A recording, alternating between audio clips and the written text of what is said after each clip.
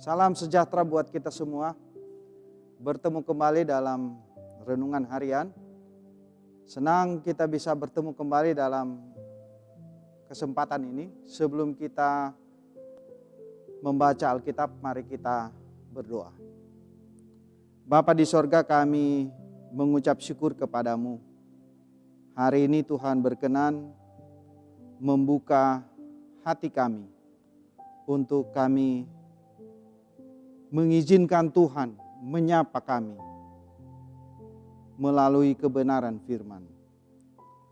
Oleh karena itu kami mohon Roh Kudus membuka hati kami untuk kami dapat mendengarkan firman, melakukannya dalam kehidupan sehari-hari.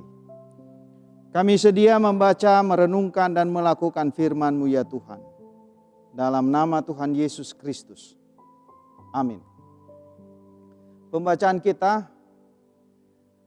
di Efesus pasalnya yang pertama, ayat 4 hingga ayatnya yang kelima. Demikianlah firman Tuhan.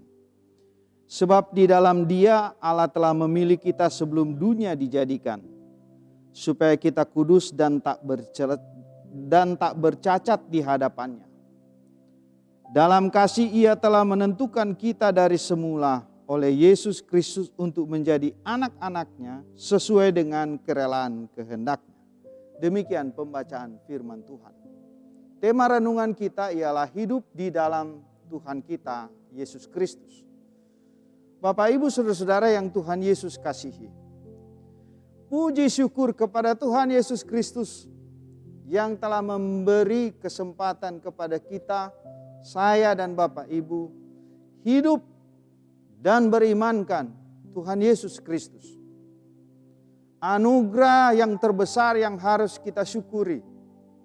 Karena sebagaimana Rasul Paulus dulunya hidup di luar Yesus, dia tidak dapat melihat kebenaran yang sesungguhnya. Dia membunuh jemaat-jemaat awal. Yesus memanggilnya, menangkapnya untuk menjadi alat di tangan Tuhan. Sehingga orang lain percaya kepada Tuhan Yesus Kristus. Kitab Efesus bertumbuh pada kerinduan Rasul Paulus dalam doanya kepada Tuhan untuk jemaat di Efesus. Meminta kepada Allah Tuhan kita Yesus Kristus, yaitu Bapa yang mulia itu, supaya Ia memberikan kepadamu roh hikmat dan wahyu untuk mengenal Dia dengan benar. Perhatikan di ayat 17 dari pasalnya yang pertama. Untuk apa jemaat diharapkan seperti itu? Pertama, jemaat dikaruniai berkat rohani di dalam sorga. Jadi ada berkat rohani. Yesus Kristus itu adalah berkat rohani. Dan itu sudah dikaruniakan Allah kepada semua manusia. Asalkan mereka hidup dan bersandar di dalam Tuhan Yesus Kristus. Perhatikan kalau kita baca memulai dari ayat 3. Kedua, sebab di dalam Dia Allah telah memilih kita sebelum dunia dijadikan. Supaya kita kudus dan tak bercacat di hadapannya. Karena Allah itu Maha Kudus. Dia mau semua orang untuk menjumpainya harus kudus dan tak bercacat. Jadi hidup di dalam Yesus Kristus, kita memperoleh berkat rohani di dalam sorga. Dan Allah telah memilih kita supaya kita hidup kudus dan tidak bercela.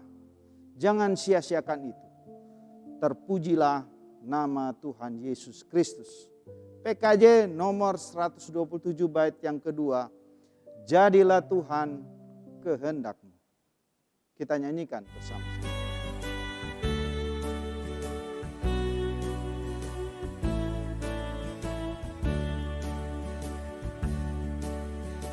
Jadilah Tuhan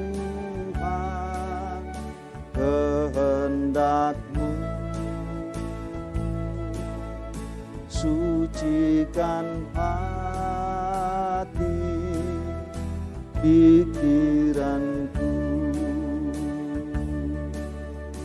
Pilihlah aku dan ujilah ku di depanmu, sujud sembah. Mari kita berdoa. Kami mengucap syukur kepadamu ya Tuhan, karena kami diberi kesempatan di dunia ini hidup di dalam Tuhan kita Yesus Kristus. Tolong kami Tuhan agar kami tetap hidup di dalam-Mu. Karena begitu banyak tantangan yang harus kami hadapi. Tapi kami percaya Roh Kudus-Mu akan terus menolong dan memberkati kami. Dalam nama Tuhan Yesus kami berdoa. Amin.